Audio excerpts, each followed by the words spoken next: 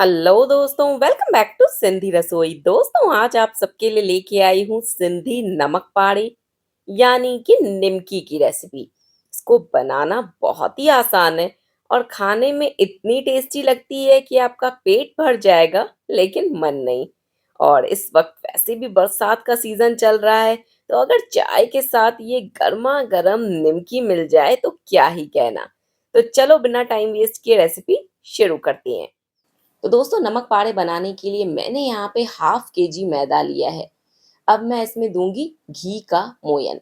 अगर आपको भी परफेक्ट नमक पारे चाहिए तो आपको घी का ही मोयन देना चाहिए। इससे बहुत ही बढ़िया टेस्ट आता है और नमक पारे बहुत ज़्यादा खस्ता बनते हैं।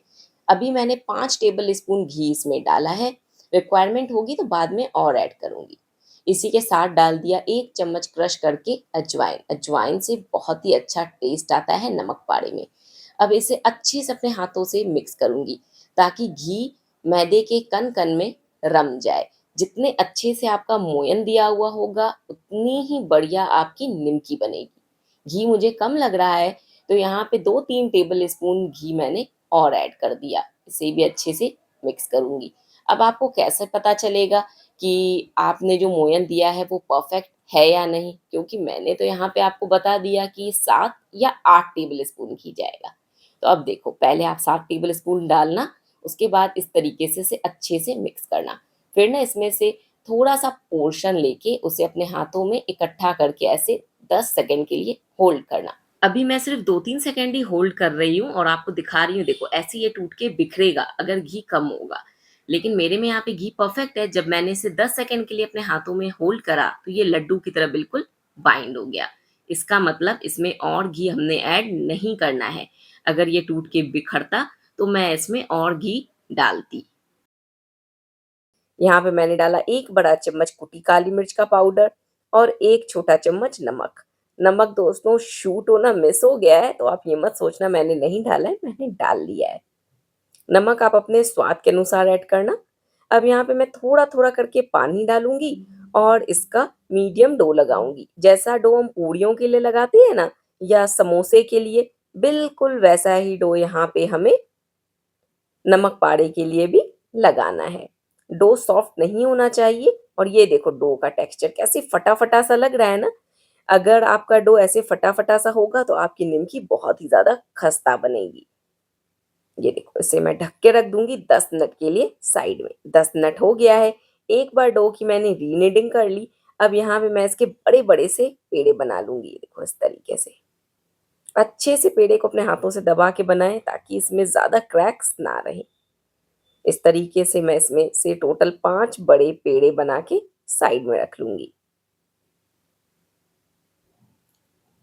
ये देखो दोस्तों, यहाँ पे मेरे सारे पेड़े बन गए हैं।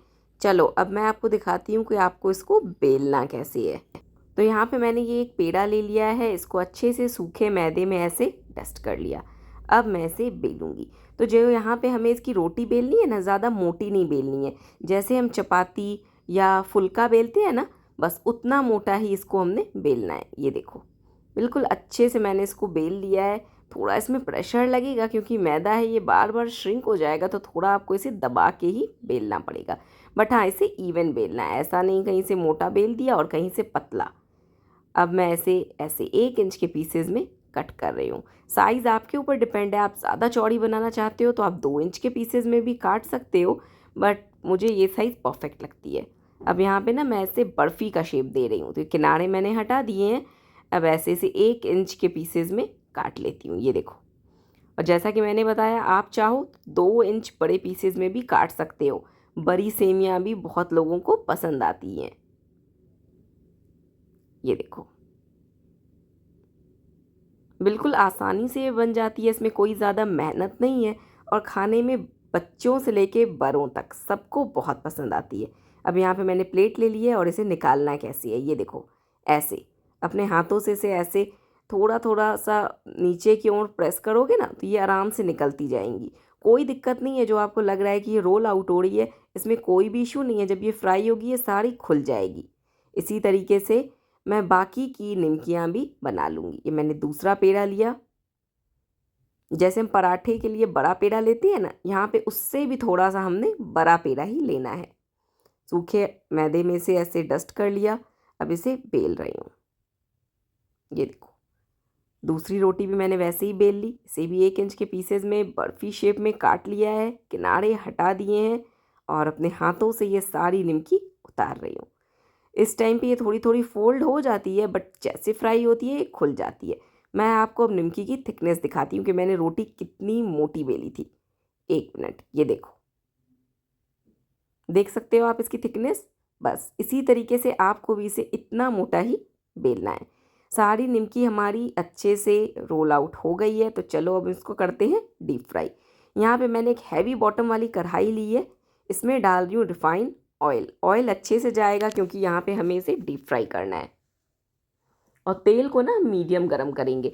बहुत ज़्यादा धुएंदार तेज़ गरम तेल में भी फ्राई नहीं करना है और एकदम हल्के गरम तेल में भी फ्राई नहीं करना है। ये देखो, तेल गरम हो गया है। मैं इसमें निमकी डाल रही हूँ। आप देख रहे हो ये जल्दी से ऊपर नहीं आ रही है, धीरे धीरे आ रही है। बस इसी तरीके का तेल का टेम्परेचर होना चाहिए। ऐसा नहीं हो कि हमने डाला और ये तुरंत ऊपर आ जाए, नहीं। मीडियम गरम तेल में हमें यहाँ पे निमकी को फ्राई करना है। और इसे फ्राई करूँगी मैं मीडियम टू हाई फ्लेम पे। मतलब जो आपने गैस सेट करना है ना, वो हाई और लो के बीच में सेट करना है। ये देखो, इस तरीके से अब इसे फ्राई करूँगी। अब आप देख सकते हो सारी निमकियाँ हमारी खुल गई है ना। तो वही, जब ये फोल्ड होती है तो आपको कोई टेंशन नहीं है, जब ये फ्राई होंगी आराम से खुल जाएंगी। देखो, बस मीडियम हाई फ्लेम पे से हल्का गोल्डन कलर आने तक हम फ्राई करेंगे। बहुत ज़्यादा डार्क गोल्डन इसे नहीं करना है, क्योंकि जब ये फ्राई होके ऑयल से बाहर आती है ना, तो ये काफ़ी देर तक गर्म रहती है और ये अपनी गर्माहट में पकती रहती है, तो इसका कलर ऑटोमेटिक थोड़ा सा डार्क हो जाता है। ये देखो, बस इस तरीके से हर 1-2 मिनट के बाद आप इसे चला लें और चला के इसे ऐसे डीप फ्राई करें। ये देखो, इसमें हल्का गोल्डनिश कलर आ गया है ना। अभी आपको लग रहा होगा कि ये कच्ची है, नहीं, ये बिल्कुल भी कच्ची नहीं है, क्योंकि इसे हमने मीडियम हाई फ्लेम पे तला है। बस यही राइट टाइम है इसे ऑयल से बाहर निकालने का, क्योंकि अगर मैंने यहाँ पे इसे डार्क कर दिया तो जब ये ऑयल से बाहर आएगी तो थोड़ी देर के बाद ये और ज़्यादा डार्क हो जाएगी और फिर खाने में कसैली लगेगी। ये देखो, इस टाइम पे मैं सारी निमकी को ऑयल से बाहर निकाल लूँगी। इसी तरीके से हम बाकी के बैचेस को भी डीप फ्राई करेंगे।